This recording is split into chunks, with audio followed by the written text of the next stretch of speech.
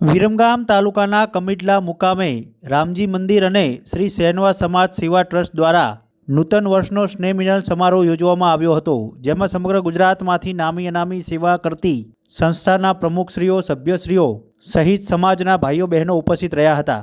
આ કાર્યક્રમમાં શૈક્ષણિક, સામાજિક, સમાજ સુધારણ અને શૈક્ષણિક બાબતે ચર્ચા વિચારણા કરવામાં આવી હતી. શ્રી સેનવા સમાજ સેવા ટ્રસ્ટના પ્રમુખ અને ઉપપ્રમુખની ટીમ દ્વારા સમગ્ર કાર્યક્રમનું આયોજન કરવામાં આવ્યું હતું.